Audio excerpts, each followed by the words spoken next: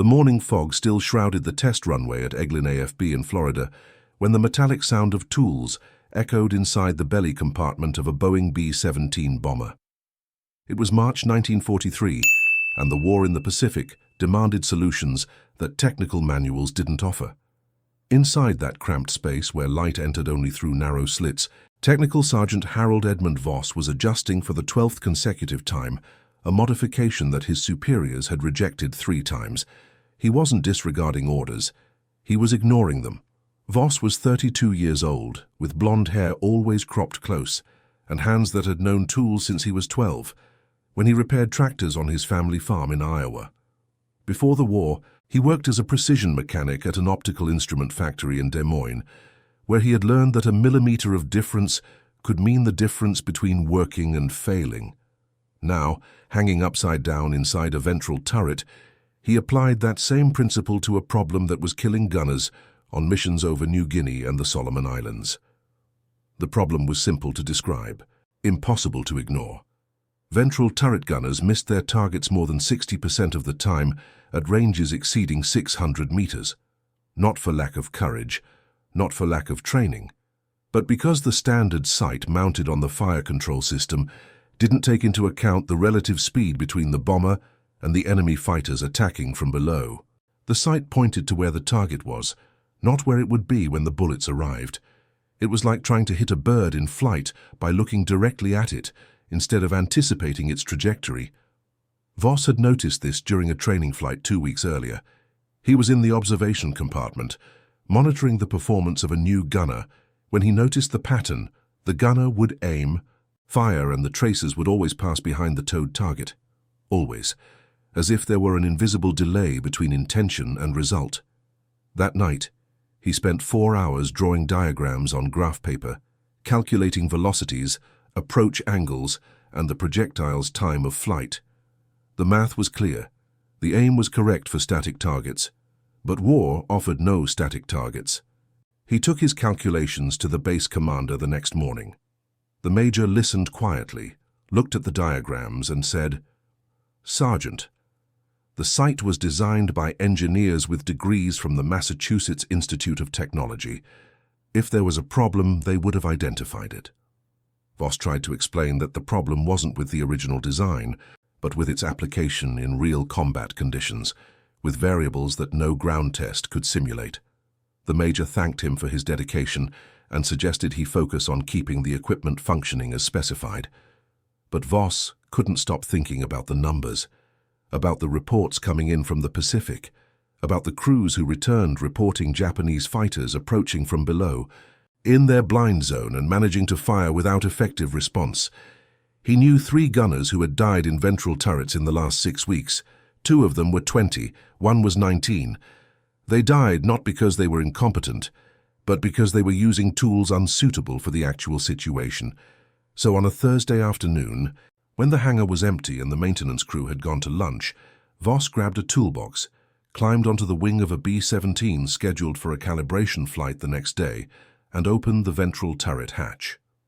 What he was about to do technically violated 3 separate regulations: modifying military equipment without superior authorization, altering fire control systems without engineering approval, installing non-standard components on operational aircraft.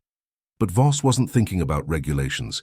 He was thinking about trajectories, about reaction time, about how to make a bullet find a target moving at 480 kilometers per hour, while the shooter himself was moving at 320. He had no access to new equipment. He had no budget for specialized parts. He had only basic tools, steel wire, a few precision washers, and a deep understanding of how angles and distances interacted in motion. The modification itself seemed absurd, almost childish. He removed the standard reticle from the optical sight and replaced it with one he had fabricated himself using 1 millimeter thick copper wire, molded into a slightly asymmetrical shape. It wasn't pretty. It didn't look professional. It looked exactly what it was, a makeshift arrangement made by someone with no better resources. But the geometry was correct. The offset reticle created an aiming point that anticipated the target's movement, forcing the gunner to fire slightly ahead, compensating for the delay between pulling the trigger and the bullet impact.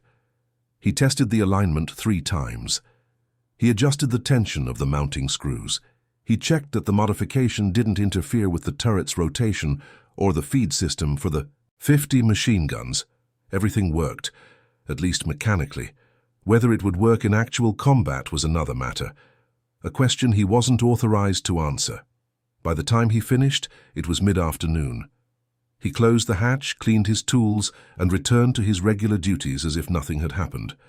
That night, lying awake in his barracks, he lay staring at the ceiling, wondering if he had made an irreparable mistake or if he was about to save lives.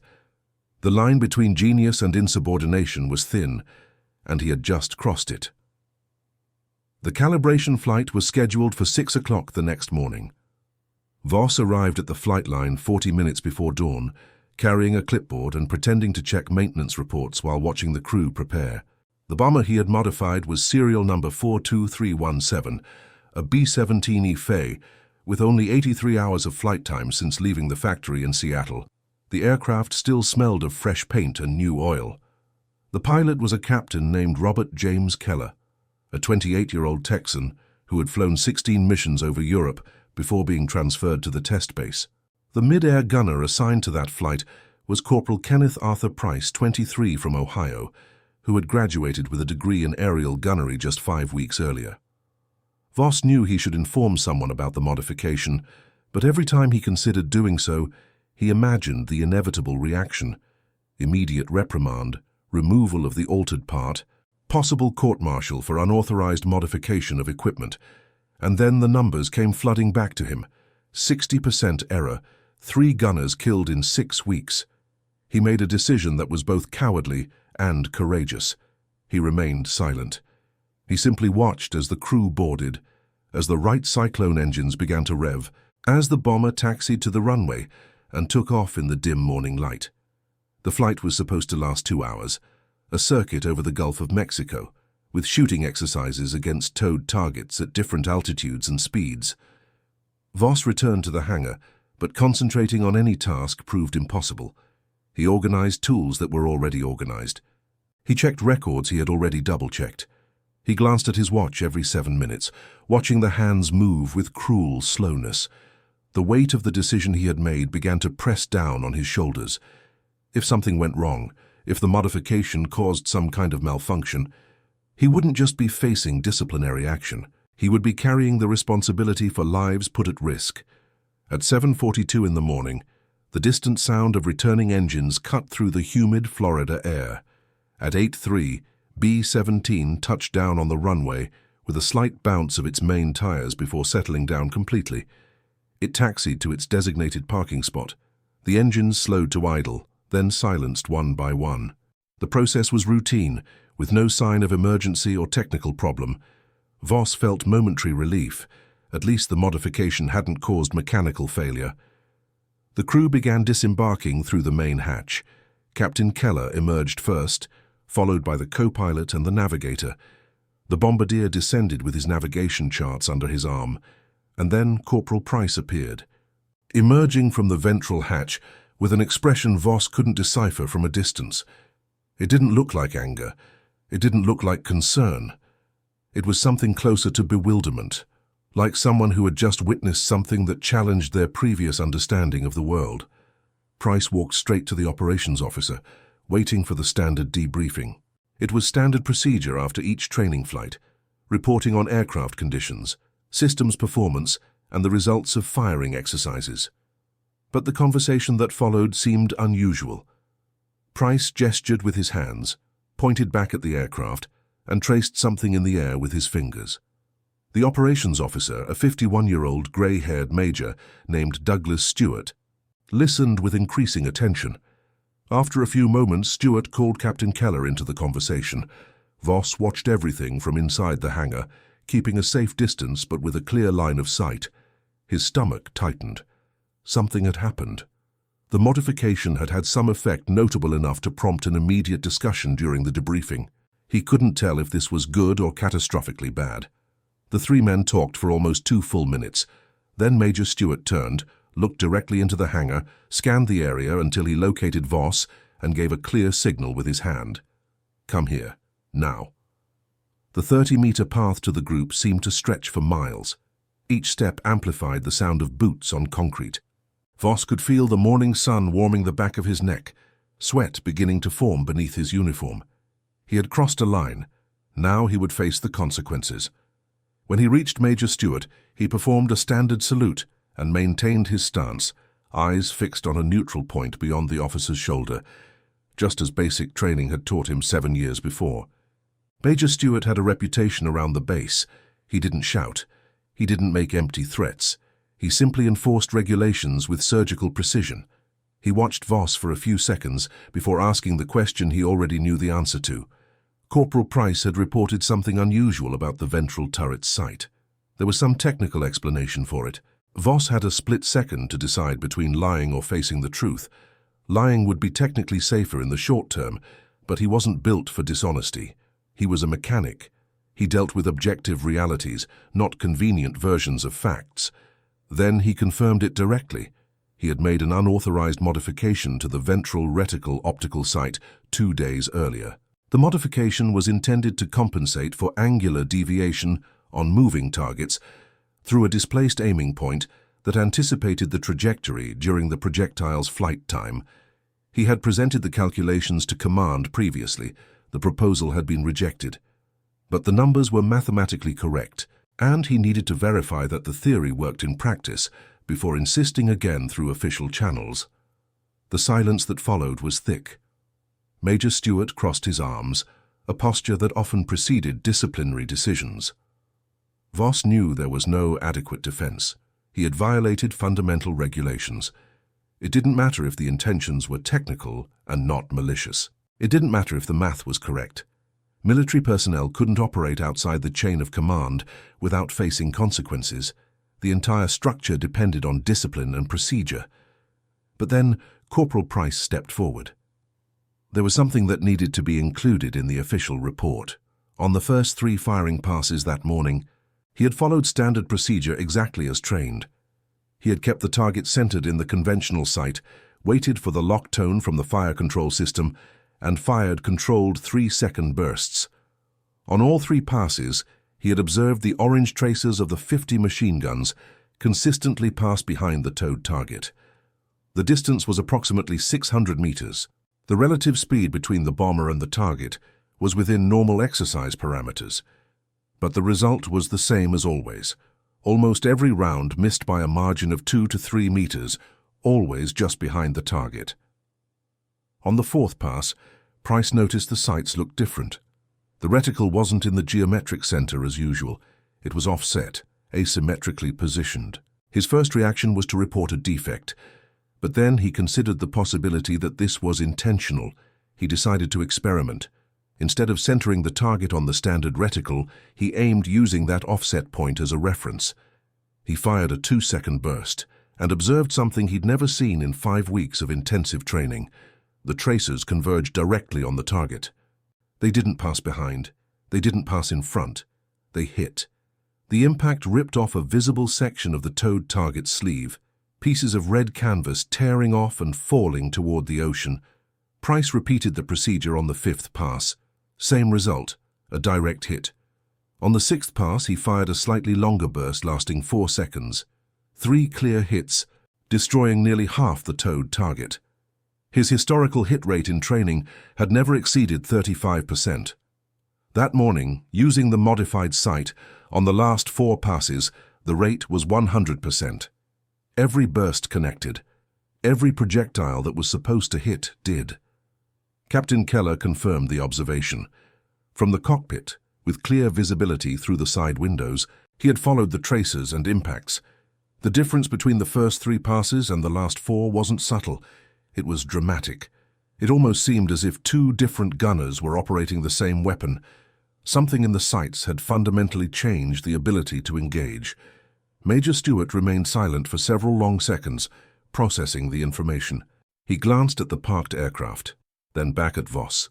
His expression was unreadable, oscillating between disciplinary irritation and technical curiosity. Finally, he set the terms. Voss had 48 hours to fully document the modification. Precise technical diagrams, complete mathematical calculations, step-by-step installation procedures, theoretical justification, all formatted to military standards. This documentation would be formally presented to the base's engineering department. If the engineers approved additional control tests, perhaps the severity of the procedural violation could be mitigated by the results. If they did not, full disciplinary action would be applied. 3 regulatory violations did not disappear simply because an unauthorized test produced an interesting result. Voss confirmed that he understood the terms perfectly. He was dismissed. He walked back to the hangar with measured steps, maintaining his outward composure while his mind processed what had just happened. He hadn't been arrested. He hadn't been immediately demoted. But he hadn't been acquitted either.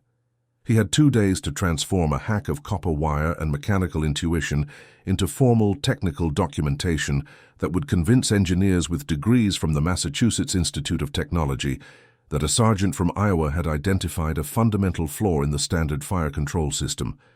2 sleepless nights lay ahead, and maybe, just maybe, a chance to save lives that would otherwise be lost in ventral turrets over the Pacific. Voss didn't sleep that night, or the next. The barracks remained silent as other mechanics and technicians rested, but the makeshift table in the corner of the room became a battlefield of graph paper, precision rulers, protractors, and calculations that stretched for pages and pages. The desk lamp cast a circle of yellowish light over diagrams that needed to be perfect. Not good, not acceptable, perfect. Because formally trained engineers wouldn't forgive mistakes from a self-taught mechanic, no matter how correct the fundamental principles. The challenge wasn't doing the calculations. Voss had known applied trigonometry since he was 17, when he taught himself using books from the municipal library to understand how optical lenses worked. The challenge was translating mechanical intuition into formal technical language. He knew the sight worked because he understood relative motion. A projectile fired from a moving platform at a moving target doesn't travel in a straight line from the point of view of either. The actual trajectory forms a curve in 3-dimensional space, and this curve needs to be anticipated, not tracked. He started with the basics. The B-17's cruising speed was 320 kilometers per hour, which, converted to meters per second, resulted in approximately 89 meters per second. The speed of a typical enemy fighter in attack was between 450 and 500 kilometers per hour, depending on the model and altitude. The muzzle velocity of a .50 caliber projectile was 880 meters per second. The flight time to a target at 600 meters was approximately 700 milliseconds. During those 700 milliseconds, the bomber moved about 62 meters, the target moved between 87 and 96 meters, and the Earth rotated beneath both, although this factor was negligible in short engagements. The problem with conventional sights was that they assumed that aiming directly at the target would automatically compensate for these movements, but this only worked if the shooter, the target, and the projectile were all moving in the same direction and speed. In real combat, the target often attacked at an angle, creating complex vector components that standard sights simply ignored. The result was always the same. The projectile landed where the target was, not where the target would be. Voss's solution was mathematically elegant and mechanically crude. He had shifted the reticle 3 degrees and 20 minutes to the right, and 1 degree and 40 minutes upward, relative to the optical center. These angles were not arbitrary. He had calculated them based on the average closing speed of enemy fighters, the typical engagement distance reported by crews returning from the Pacific, and the average reaction time of a trained gunner between identifying the target and firing. The shifted reticle forced the gunner to aim at where the target would be in 700 to 800 milliseconds, not where it was at the present moment. But explaining this on paper required more than numbers. It required diagrams in multiple perspectives, a side view showing the target's approach angle, a top view showing the relative motion vector, a front view showing the vertical displacement. Each diagram needed to include precise scales, clear annotations, and cross-references with the mathematical calculations. Voss drew and redrew each image 6, 7, 8 times until the lines were perfectly straight, the angles measured to within tenths of a degree, and the proportions correct. On the second night, He began documenting the installation procedure. This was critical. It wasn't enough to prove the theory was correct. He needed to demonstrate that the modification could be consistently replicated by other technicians under field conditions. He listed every tool needed: a 3mm Allen wrench, needle nose pliers, a precision micrometer, 1mm copper wire, tin solder, and cleaning flux. He then described each step: removing the turret access panel, disconnecting the optical assembly, carefully removing the standard reticle without damaging the surrounding lenses, fabricating the new reticle using a special jig, installing it with instrument-verified alignment, testing its mechanical function, and sealing it against moisture. He built in tolerances. The reticle's offset couldn't vary more than 15 arc minutes in any direction. The mounting screw tension had to be 6 Newton-meters, measured with a calibrated torque wrench. Cleaning the optical surfaces required a special cloth free of loose fibers that could interfere with the clarity of the view. Every detail mattered. In precision engineering, there were no insignificant details. At 4 in the morning of the second day, Voss finally had something presentable: 23 pages of technical documentation, 12 scale diagrams, 47 step-by-step derived equations, 6 pages of installation procedures, a page of conclusions and recommendations. He reviewed everything 3 more times, checking for calculation errors, inconsistencies in units of measurement, and clarity of instructions. He found 2 minor errors: a unit conversion where he had forgotten to multiply by 10 to the -3rd, and a diagram where the scale was incorrectly marked. He corrected both and redid the affected pages. At 8 o'clock in the morning, he reported to the engineering department office with his complete documentation bound in a standard brown military folder. The department head was a 43-year-old engineering major named Paul Frederick Hammond, a graduate of the Massachusetts Institute of Technology in 1923 and a doctorate in mechanical engineering in 1926. Hammond had a fearsome reputation. He had rejected 137 modification proposals in the last 18 months. He had approved 9. Hammond received the folder without comment, indicated a chair where Voss should wait, and began to read. The clock on the wall ticked away the minutes with a regularity that seemed deliberately cruel. Voss watched the major's expression, searching for any sign of reaction. But Hammond read with a completely neutral face, turning pages at irregular intervals, occasionally returning to check on something, making minimal notes in the margin with a permanent marker. 43 minutes later, Hammond closed the folder, removed his reading glasses, and looked directly at Voss. There was something close to surprise in his eyes, though his voice remained professionally controlled when he finally spoke. The calculations were correct. The theory was sound. The documentation was complete and technically sound. The installation procedure was replicable, but there were significant problems beyond the math. First problem: the modification had not been tested under sufficiently controlled conditions. A single flight with positive results did not constitute scientific validation. It could have been a coincidence. It could have been the gunner's exceptional skill. It could have been a combination of factors unrelated to the modification. Approving large-scale implementation would require at least 20 test flights with different gunners, different altitudes, different weather conditions, and different target speeds. Second problem: the modification violated the manufacturer's original specifications.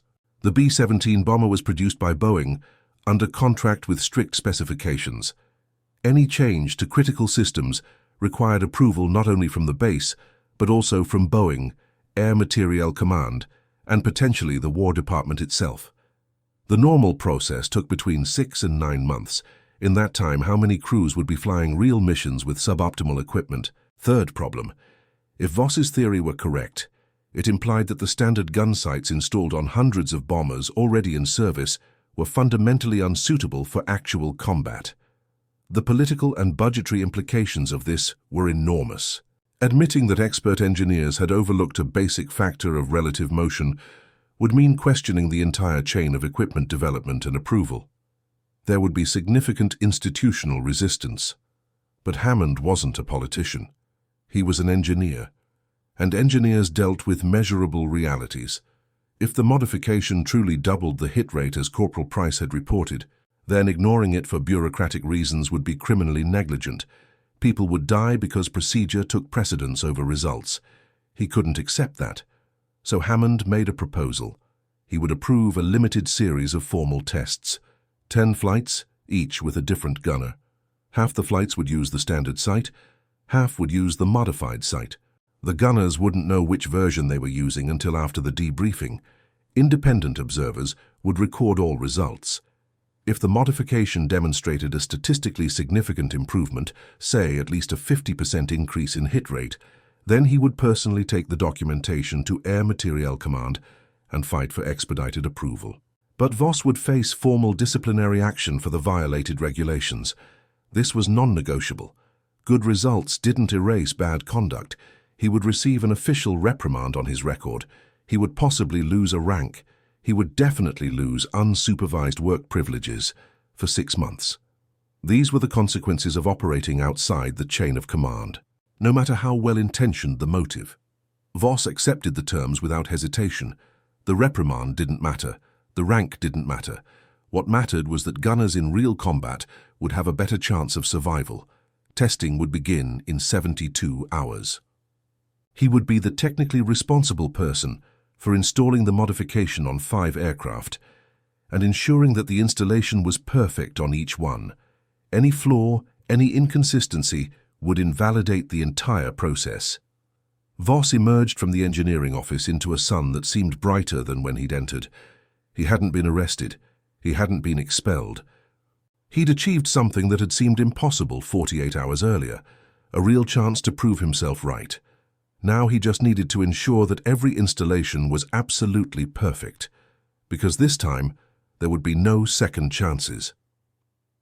The tests began on Tuesday, March 9, 1943, under a cloudless sky and a calm southeast wind. 5 B-17 bombers were lined up on the test ramp, each with its ventral turret modified by Voss within the last 72 hours. 5 other aircraft retained their standard sights, serving as a control group. 10 gunners were selected from different training classes, none with more than 10 weeks of operational experience, or with documented hit rates between 30 and 40% in previous exercises. The selection was deliberately blind. The gunners did not know which sight they would be using until after the flights. Voss watched from the control tower alongside Major Hammond and 3 other engineers designated as official observers. There was also a captain from the statistics department, brought specially from Wright Field in Ohio, responsible for ensuring that the data collected was scientifically valid. Each flight would be filmed by cameras mounted on chase aircraft. Every shot would be recorded on standardized forms. Every hit and miss would be verified by at least 2 independent observers. There would be no room for subjective interpretation or exaggeration. The first flight took off at 6:15 in the morning. The bomber climbed heavily, gaining altitude over the Gulf of Mexico, while a towing aircraft positioned the target 600 meters away. The assigned gunner for that flight was Private First Class Raymond Willis Cooper, 20, from Michigan, who had completed basic gunnery training in January. His average hit rate over the last 5 exercises was 32%. The aircraft he flew had the standard, unmodified gun sight. He was part of the control group. Over the next 18 minutes, Cooper made 8 firing passes against the towed target. Cameras recorded every burst. Observers in the pursuit aircraft counted every tracer and verified every impact. At the subsequent debriefing, the numbers were tabulated. 26 rounds fired in controlled bursts, 8 confirmed hits. Hit rate, 31%. Consistent with his historical performance. Nothing exceptional, nothing concerning, exactly what was expected. The second flight used an aircraft with modified sights. The gunner was Corporal James Edward Sullivan, 22, from Massachusetts, with a historical accuracy rate of 35%. He wasn't aware the sights were different. To him, it seemed like just another routine exercise. But when he began his firing passes, something immediately struck him as odd. The reticle wasn't where his muscle memory expected it to be. It was displaced, asymmetrically positioned. His first reaction was to report a malfunction, but then he remembered these aircraft were designed for testing. Perhaps the displacement was intentional. He decided to experiment. Instead of fighting the shifting reticle, he used it as a reference point. He aimed where the crosshairs indicated, not where his intuition suggested. The results were immediate. On the first pass, 4 hits from 6 shots. On the second pass, 5 hits from 7 shots. On the third pass, 6 hits from 8 shots. By the time the exercise was over, Sullivan had hit 32 of 43 rounds fired, hit rate 74%, more than double his historical performance. In the debriefing, Sullivan described the experience as disconcerting but effective. The aim seemed off, but the results were accurate. It was like learning to shoot again, but with a different logic. Major Hammond wrote down every word, keeping his expression neutral. An exceptional result proved nothing. It could be luck. It could be a particularly good day for that gunner. They needed more data. The flights continued for 5 days, 3 flights a day, alternating between control aircraft and modified aircraft, always with different gunners, always with independent observers recording every detail. The pattern began to emerge gradually, then with increasing clarity, finally with undeniable statistical strength. Aircraft with standard aiming, average hit rate of 33%, variation between 28 and 39%, consistent with years of historical training data. No surprises, aircraft with modified sights, average hit rate of 68%, variation between 61 and 77%, more than double the standard rate. Statistically impossible to be a coincidence. The statistics captain performed multiple analyses. Students' t-test to compare means, analysis of variance to check for consistency, linear regression to identify confounding factors, Bonferroni correction to adjust for multiple comparisons. Each test pointed to the same conclusion. The difference was real, significant, and reproducible. The probability that the results were due to chance was less than 1 in 10,000. But numbers didn't capture the gunner's experience. In debriefings, they described similar sensations. The modified sight seemed counterintuitive at first. It forced them to trust something their instincts rejected. But when they trusted it, when they aimed where the sight indicated instead of where they felt they should aim, the tracers found their targets with an accuracy they had never experienced before. It was as if the sight knew something they didn't, as if it anticipated the future instead of just observing the present. One gunner put it particularly eloquently. He said that using the standard sight was like trying to catch a ball by watching where it landed. Using the modified sight was like catching a ball by watching where it went. The difference seemed subtle in theory, but in practice, it completely transformed the likelihood of success. On the afternoon of the 5th day, Major Hammond met with Voss and the observers to review the complete data. The conclusions were inescapable. Voss's modification was not just effective, it was transformative. It increased engagement capability by over 100%. It reduced the time required for successful hits. It increased the gunner's confidence, which in turn improved their overall performance. And all this with a modification that cost approximately 50 cents in materials and could be installed in less than 2 hours by a trained technician. Hammond wrote a 7-page report for Air Materiel Command, documenting the tests, presenting statistical data, and recommending immediate implementation on all aircraft in the Pacific Theater. He enclosed Voss's complete technical documentation, flight logs, statistical analyses, and testimonies from 16 gunners who had used both versions of the sight.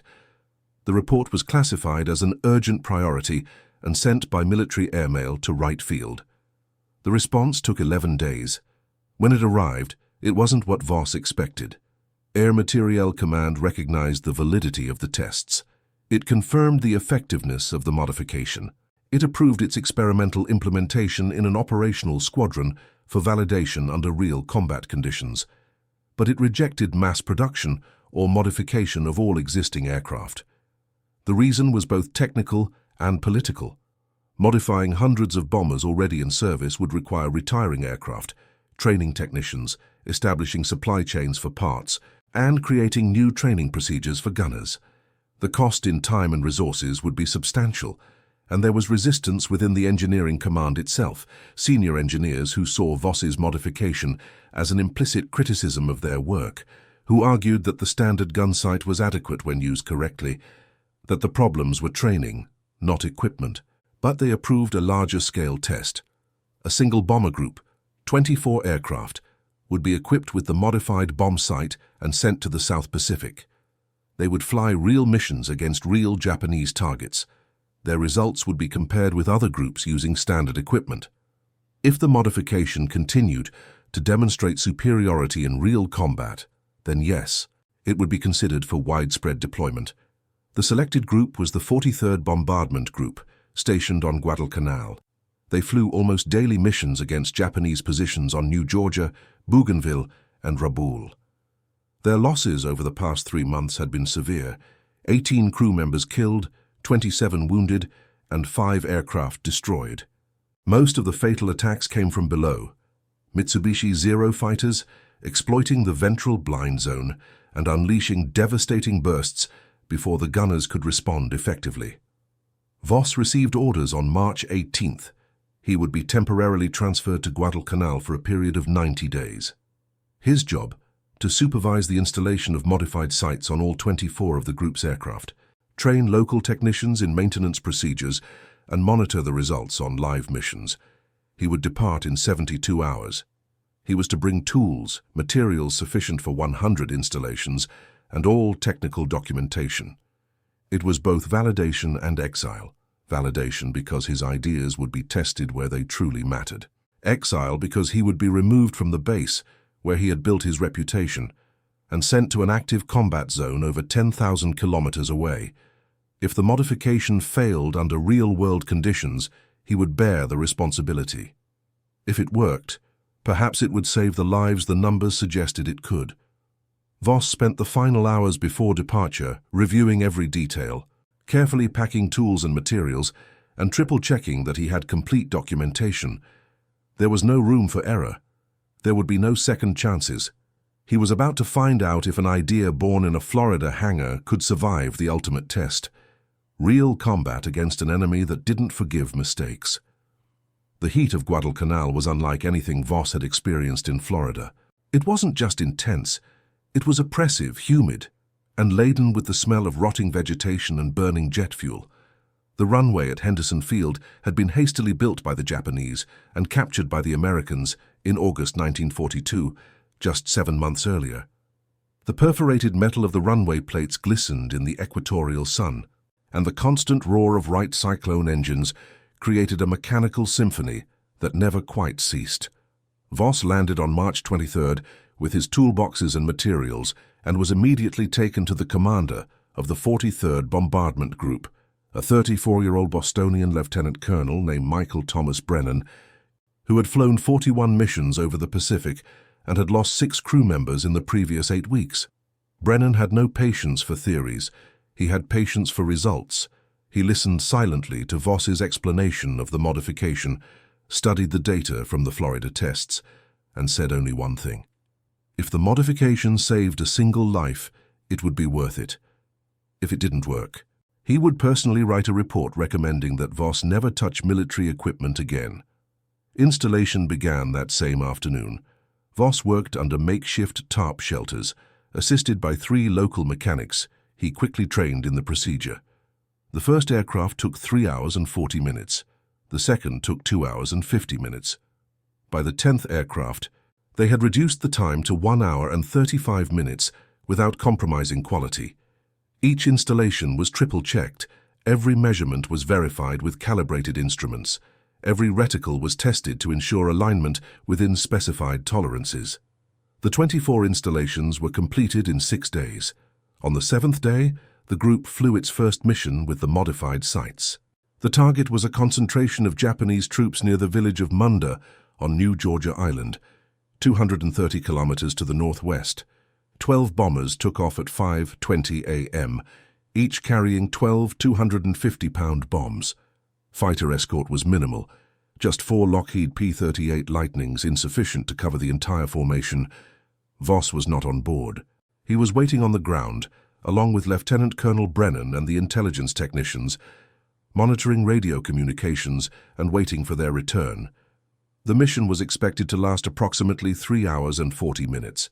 Time passed with a viscous slowness. Each minute seemed to last 63 seconds. At 8:47, the radio crackled with the first transmission. Formation returning. All aircraft operational, 2 minor injuries, no fatalities. As the bombers began to land, Voss observed each one with obsessive technical attention. He looked for signs of damage to the ventral turrets, evidence of mechanical failure, any indication that the modification had caused problems. But the aircraft appeared functionally intact. The turrets had operated. The gunners had fired. The equipment had survived the stresses of real combat. Debriefings began immediately. One by one, the ventral gunners recounted their experiences. 2 Zero fighters had attacked the formation during the approach to the target, coming in from below at a 45-degree angle, a standard Japanese tactic for exploiting the blind zone. But this time, the ventral gunners had responded effectively. Using modified sights, they had fired coordinated bursts that forced the fighters to break off the attack prematurely. 1 Zero was observed trailing black smoke and losing altitude rapidly. The second completely abandoned the engagement after 3 seconds under accurate fire. The most experienced gunnery sergeant in the group, a 26-year-old named Leonard Frank Morrison, who had flown 18 previous missions, described the difference with technical clarity. He said that normally, when facing an attack from below, he would aim directly at the fighter and watch his tracers consistently pass behind the target, requiring manual correction that always came too late. This time, using the offset reticle, his first shots converged exactly where the fighter would be. There was no need for correction. There was no trial and error. The sight anticipated the movement. He simply followed its indication, and the result was immediate. The missions continued. 1 every 2 days, sometimes 2 a day when weather conditions permitted. Targets varied: troop concentrations, supply depots, coastal artillery positions, port facilities, and invariably Japanese fighters attempted interceptions. Zeros, occasionally a few Nakajima Ki-43 Oscars. They attacked from below, from above, from the flanks. But the attacks from below, which had previously been the most dangerous, now met with devastatingly effective resistance. After 30 missions over 6 weeks, the numbers began to tell a story that even skeptics couldn't ignore. The 43rd Bombardment Group had faced 58 enemy fighter attacks. 32 of these attacks came from the lower hemisphere, where modified sights were relevant. Of the 32 attacks, 23 were aborted before the fighters could fire effectively. 4 enemy fighters were confirmed destroyed. 7 were classified as probable, observed leaving the combat area with visible damage. Only 5 attacks resulted in damage to American aircraft, and in all 5 cases, the damage was classified as minor, non-fatal. By comparison, another group of bombers operating in the same region with standard bomb sights had faced 47 fighter attacks during the same period. 11 of these attacks resulted in significant damage, 2 resulted in aircraft being shot down, 9 crew members were killed and 17 were wounded. The difference wasn't subtle, it was brutal in its clarity. The modified sights didn't make the gunners invincible, they didn't eliminate the risk, but they doubled the likelihood that a gunner would effectively engage a moving target before that target became a fatal threat. In aerial combat, where success often depended on who shot first and hit first, this difference meant the difference between life and death. On May 12, 1943, Air Materiel Command issued a technical directive. The sight modification developed by Technical Sergeant Harold Edmund Voss was approved for immediate implementation on all Boeing B-17 and consolidated B-24 Liberator aircraft operating in combat zones.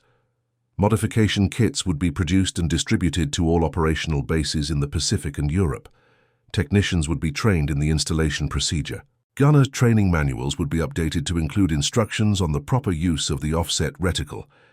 The modification would subsequently be incorporated into the standard design of all new aircraft rolling off the production line. Voss received the news in a short, emotionless telegram. There were no effusive congratulations, there were no medals. There was only technical acknowledgement that his idea was correct and would be implemented. The official reprimand on his record would remain. The procedural violation would not be erased. But thousands of gunners would fly with better equipment because an Iowa mechanic decided that following regulations was less important than saving lives. Over the next few months, As the modification spread to bomber squadrons throughout the Pacific Theater and eventually into Europe, operational reports began to document measurable changes. The survival rate of ventral gunners increased, the number of enemy fighters shot down by defensive fire increased, crew confidence improved, which in turn affected their willingness to fly difficult missions over heavily defended targets. It wasn't the difference between victory and defeat, but it was the difference between acceptable losses and catastrophic losses. Voss returned to the United States in June, transferred back to Eglin Field. He continued working as a precision mechanic, solving technical problems and proposing small improvements to various systems. He never again made another unauthorized modification. Not because he feared punishment, but because he had learned that the system, despite its flaws, eventually recognized good ideas when sufficient evidence was presented. He finished the war as a master sergeant, received an honorable discharge in November 1945, and returned to Iowa, where he resumed his work on optical instruments. The story of his modification didn't make the newspapers. It didn't make headlines. It was just a technical note in military reports, a short paragraph in maintenance manuals, an incremental improvement documented on standardized forms. But somewhere on some bomber over the Pacific or Germany, a gunner looked through a scope with a slightly offset reticle, aimed where an enemy fighter would be instead of where it was, fired, and came home alive. That gunner never learned Voss's name. I never learned about the unauthorized modification made in a Florida hangar. I never learned that his survival depended on a mechanic who decided that 50 cents worth of copper wire was worth more than his career. Precision doesn't come from force. It comes from understanding that the present and the future don't occupy the same space. And sometimes, saving lives requires courage enough to disobey. If this story of engineering applied in extreme conditions has piqued your curiosity about other forgotten moments of war, where individual technical decisions changed tactical outcomes, consider subscribing to the channel. There are dozens of similar stories waiting to be told. Stories of people who thought before acting, who calculated before shooting, who understood that winning isn't about heroism, but about precision. Leave a comment on which aspect of this story caught your attention the most. And until the next story.